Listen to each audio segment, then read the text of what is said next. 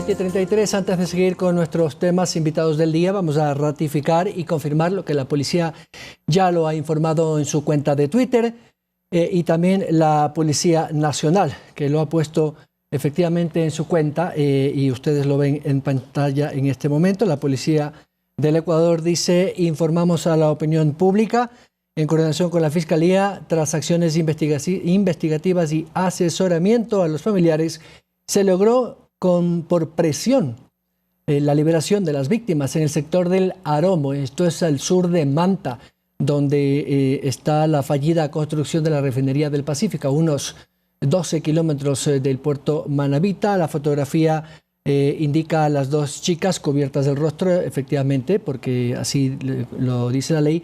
Y al lado izquierdo está uno de los oficiales de la UNACE, que es esta unidad antisecuestro y extorsión de la policía, y un elemento también de los grupos tácticos del Grupo de Intervención y Rescate. Con esto se ha confirmado entonces la liberación de las dos jóvenes mantenses que fueron secuestradas el pasado miércoles en esa ciudad y que han sido liberadas. Como sabemos, una de ellas es la hija de Adolfo Macías, alias Fito, líder principal de los choneros. Vamos ahora sí con nuestra pauta regular. El Consejo Nacional de Trabajo y Salario se reunió ya hace un par de semanas, pero tiene que hacerlo todavía para definir si se da o no un incremento al salario básico unificado. Recordemos que cada diciembre ya se conoce cuál va a ser el resultado del mismo. Recordemos que el año pasado se quedó en los $400 porque no daban las condiciones. Hay algunas fórmulas que se toman, la inflación, el crecimiento, etcétera, etcétera, pero los trabajadores han dicho que quieren que se suba $500, como lo había propuesto el presidente en campaña.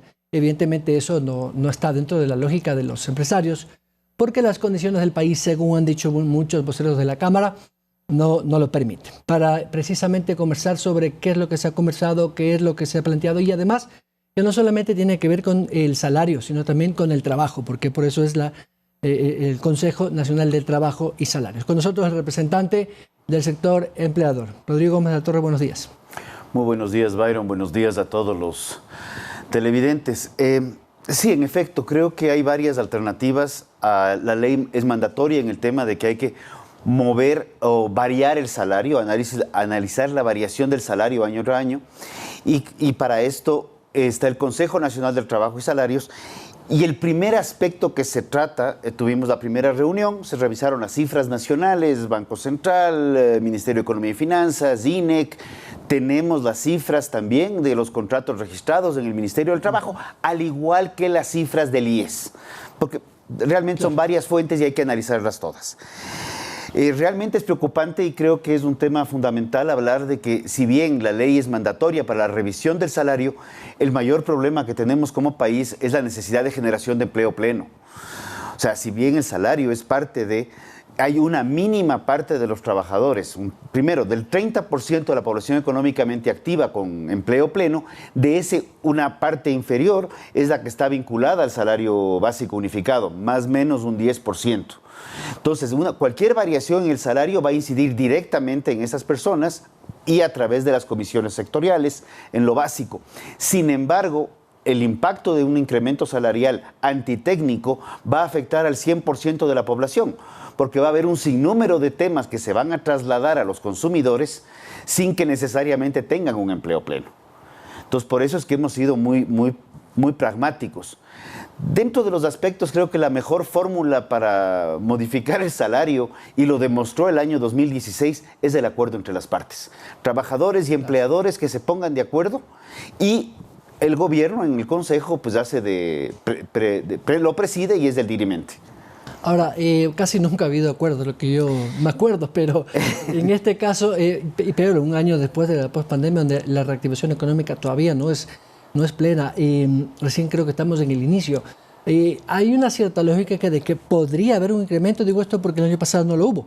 Entonces este año, vamos, que la lógica dice que debería haber, sí, pero la lógica tiene que ver con los indicadores y la realidad macroeconómica de las empresas. Yo creo que hay que analizar algunos aspectos. Uno de los principales generadores de empleo pleno es el sector de la ruralidad. ¿Ya? La ruralidad ahorita, nosotros desde Cámara de Agricultura, que es lo que represento, estamos planteándole al gobierno, pidiéndole encarecidamente que revea una decisión que se excluya del impuesto al patrimonio las tierras rurales. El valor de las tierras rurales. ¿Por qué? Porque si a un sector de alto riesgo, porque dependemos de factores climáticos, dependemos de factores internacionales, todos los costos de insumos y demás están disparados. Los temas de sanidad animal, sanidad vegetal son críticos, para lo cual se requiere el presupuesto. Pero si a ese sector de alto riesgo, alta vulnerabilidad, además se les retira liquidez, poco espacio van a tener los medianos, grandes, para poder crecer en empleo, que es uno de los principales problemas. Entonces, ahí yo creo que deberíamos ir combinando. O sea, ok, pensemos en una herramienta de ver cómo se levanta un poco el empleo, el salario, quise decir, el salario, pero principalmente el empleo. No quedarnos en el 32, 33%, sino ver cómo ese empleo pleno. Retomamos las cifras de diciembre del 19, que no son ideales, porque es del 38%, porque el crecimiento económico, como bien lo ha mencionado Byron, estaríamos llegando a la data de diciembre del 19 recién para finales del 2023. 23, de acuerdo a los datos del mismo Banco Central y Ministerio de Economía y Finanzas. Claro. Por ende, sí es un tema que debe ser analizado en varias aristas y confiamos, el día de mañana nos vamos a reunir. Como digo, hay 4 fórmulas. La primera, la ideal, acuerdo entre las partes. Segunda, el artículo 118 de la ley determina que de no existir un acuerdo entre las partes se aplique la inflación proyectada para el año que viene. 1.28. 1.28. Sí. El tercer mecanismo está a través de un acuerdo ministerial, que si bien está por debajo de la ley, es una alternativa. Y de hecho, el año pasado, les debo ser honesto, se jugaron todas las fórmulas técnicas posibles. No había cómo. Al revés, daba negativo. Lo que no podíamos era bajar salario, porque por principio, porque la ley no lo prohíbe expresamente, pero no se podía por principio. Me gustaría topar este tema de la ruralidad, porque y el cuarto punto es uno de los métodos que más nos ha preocupado, que es básicamente: ¿qué tengo a la mano? Tengo esto, tengo esta otra variable, tengo esta otra variable, coge, suma y lleguemos a un número. O sea, perdón que haya sido muy gráfico, pero es así. Pero yo creo que lo que mencionas es, si el 30% del empleo, adecuado y no adecuado, está en la ruralidad, tengamos mucho cuidado en que las agencias de control y sanidad agropecuaria tengan el presupuesto para hacer su labor, porque esa es nuestra cara al mundo para fomentar más exportaciones. Eso es lo que el Ecuador quiere. Servir a agrocalidad. Me refiero a agrocalidad. Por ejemplo, ¿qué deficiencia está teniendo agrocalidad? Ahorita tenemos una deficiencia. Voy a decir algo que no es políticamente correcto. Agrocalidad es muy cuestionada puertas adentro, pero curiosamente es una de las agencias mejor vistas puertas afuera. Claro. Y esta agencia, sin la certificación no se puede vender. O sea, los gringos, los europeos dicen, deme su sello de calidad, si no, sin el sello, no le pago. Sin el país libre de aftosa con vacunación, no podemos exportar a muchos países. Sin el certificado de libre de mosca de la fruta, sin el certificado de que se está trabajando para Fusarium, sin el tema de peste porcina clásica, sin los temas de... Se me van, Fusarium, mosca de la fruta, ácaros. Es un sinnúmero de temas que esta agencia lo realiza. Entonces, este es un tema que es un presupuesto dentro de los 33,000 y pico de millones de dólares. Estamos hablando de un presupuesto de 40 millones. O sea, cuando ese presupuesto... maneja 40 millones. En presupuestos de inversión. Y adicional, es interesante porque de ese presupuesto se reflejan más o menos, o sea, así como...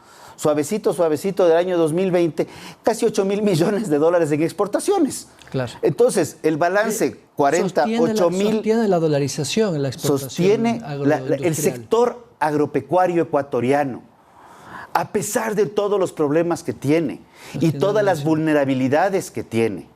Sostiene tal cual. Sostiene la dolarización. El banano, y es el que más de fuentes de trabajo. Estamos en banano, está leche, está carne, está cerdos, están pollos, está... frutos que no los vemos, mango, pitahaya, el brócoli en la sierra, otros vegetales congelados.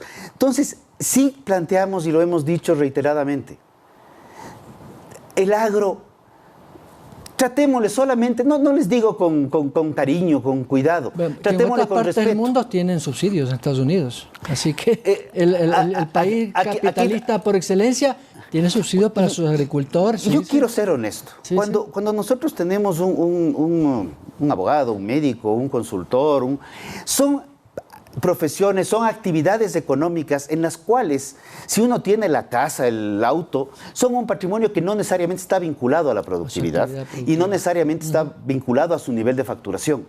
El caso del sector agropecuario, el patrimonio per se, la tierra, es nuestro activo productivo. Es un tema de entendimiento contable. Porque decimos, no, pues un consultor necesita una muy buena computadora. Perfecto, nosotros necesitamos tierra. Y esa es la gran diferencia. Por eso existen las diferentes actividades económicas planteadas desde el año 48 en Naciones Unidas. Un ejemplo para aquellos que nos ven y que no están en el agro y que no entienden esta dinámica del campo, porque hay que estar en el campo para entenderlo. Si un pequeño agricultor que tiene, 20 hectáreas, 40 hectáreas, que es pequeño, tiene 10 jornaleros, tiene que pagarle su jornal, pero si a ese pequeño agricultor de 40 hectáreas le ponen un impuesto de cuánto del patrimonio, ¿cómo afectaría ese empleo? A ver, el impuesto al patrimonio está planteado para que sea el 0.8 sobre $1 millón. En el agro, la gran mayoría de entidades primero están a nombre de personas naturales, por eso me voy al millón, y las empresas está a partir de 5. ¿Por qué hemos solicitado la exclusión de las tierras? Porque las tierras no necesariamente producen lo que podría producir alguien con su principal patrimonio, que es el intelecto. Y no es que los agricultores no tengamos un intelecto muy desarrollado y un conocimiento muy amplio, pero nosotros no facturamos en función de nuestro conocimiento, sino en base a la productividad de la tierra. Lo que la tierra produzca. Claro. Y tenemos, este año ha sido un año benévolo en materia de clima. Sí. Pero se ha duplicado el costo de los insumos que vienen de fuera. Claro, todos son importados. Entonces, la urea, y todavía estamos peleándola para entender por qué los insumos en Ecuador son tan caros cuando resulta que tienen arancel cero. Entonces hay distorsiones internas. Si a estas distorsiones internas, al riesgo climático, a los riesgos en diferentes áreas, y no es que nos oponemos a subir salarios, pero les planteamos dos alternativas para el próximo año. Les subimos el impuesto a quien está con las 40 hectáreas, que está más o menos en un promedio, dependiendo la zona, con un patrimonio de $700,000, $800,000, flojito. Claro. Porque hay municipios que además han encontrado que en el sector rural está la plata. Se supone que ahí está la plata. Porque lo que es curioso, Byron, si la tierra vale $1.500.000, no importa. El funcionario que está buscando cobrar impuestos cree que esa plata está en el bolsillo, cuando esa plata es un patrimonio que no es líquido. Entonces resulta que la frase que venimos escuchando desde los abuelos se mantiene y se hace cada vez más vívida. El agricultor es alguien que vive pobre y muere rico. ¿Y a qué me refiero? El momento que valoran la tierra y dicen, es que nos vamos a dividir los herederos. Y por eso es que la lógica de eliminar el impuesto a la herencia es eso. Y muchas veces quienes heredan tierra, sí heredan deudas y se quedan con un lindo patrimonio que puede valer 5 o 50 millones, pero en libros. Pero productivamente. Pero no necesariamente es productivo. Claro, un hectárea no puede cobrar $10,000, $20,000, sino claro, no está producido. Exacto. Entonces, ¿qué pasa? Muchas empresas, muchas grandes empresas en el Ecuador, la relación ventas brutas, patrimonio es 7, 8, 10, 15 veces ventas sobre lo que tienen en patrimonio, y tienen patrimonios importantes. En el caso del agro, las ventas brutas representan entre el 10 y en el mejor de los casos del barrido que hemos hecho, 40%.